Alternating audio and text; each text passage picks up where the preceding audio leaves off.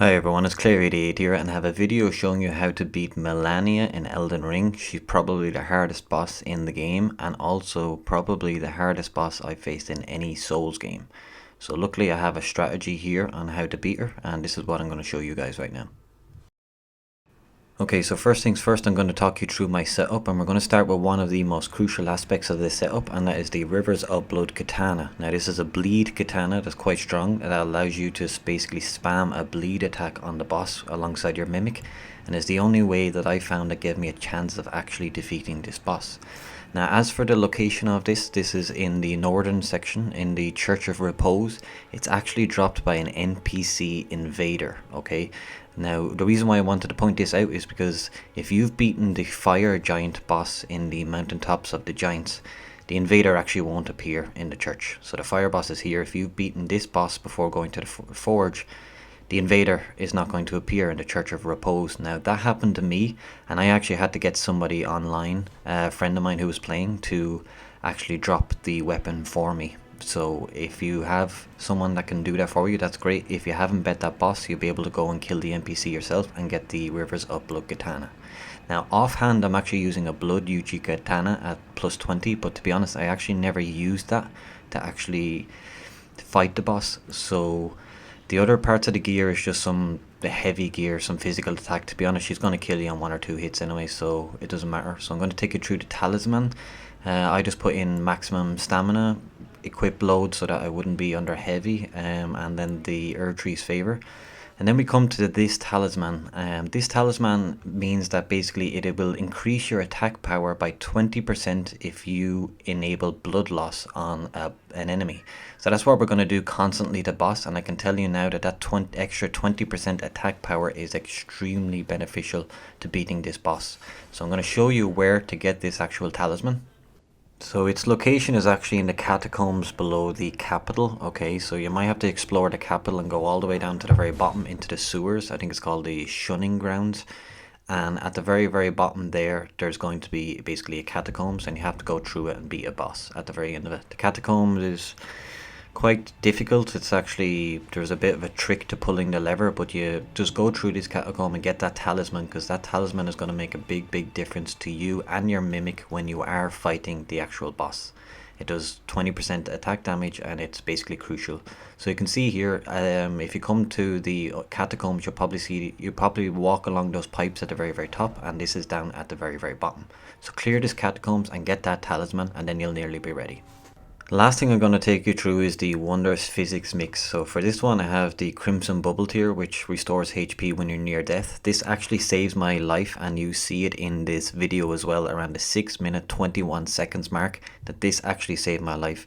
The only other thing that I have is the temporarily boost stamina recovery speed, because you're going to be doing so much attacks very quickly that you're going to basically need a lot of stamina.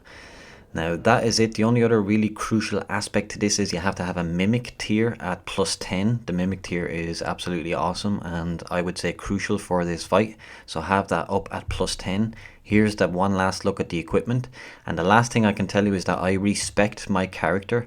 The Rivers of Blood Katana basically scales with dex. So respec and put everything into vigor, endurance, some mind, and a lot of dex to get as much damage as possible, because like I said, the Rivers of Blood scales with the dex. So respec if you need to. Go to an ally with a larval tier. I have a video on how to get an easy larval tier, but you're probably going to have to respec for this boss fight. I had to. Okay, so with all that done, and if you have all those equipment, I think you have everything that you need to take on the boss. So now I'm going to actually show you the fight. One last thing to mention as well, I was actually a level 120 before coming to this boss fight. If you're below that, you're probably going to have a tough time, okay? So the second you get in, obviously use your Mimic tier. The Mimic is crucial. You're going to have to try get to the second phase of her with the Mimic at least 50%, okay? Do your heal and then pop your flask, okay? Now the trick to this boss is she will only concentrate her attacks on the person who hit her last. So you need to be aggressive. You and your Mimic both basically need to team up and absolutely take her out as fast as possible. If you don't take her out, she's going to use her attacks and she's going to recover her health. Okay, if you can get her stuck in the edge of the area, kind of up here, even better, because then you and your mimic can basically just wallow on her. You can see the damage that I'm doing with the blood and the bleed effect, and the red glowing around me, it means that the talisman is working, so that's plus 20% damage. And you can see here in less than a minute we have her down to the second phase. Okay, now the second phase is very tough.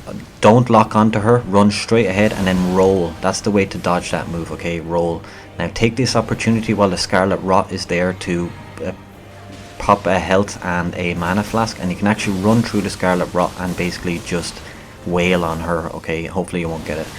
Now stay back a little bit and trust the mimic. Keep yourself topped up at this stage, but you still need to be aggressive. You still need to go in there and constantly attack her.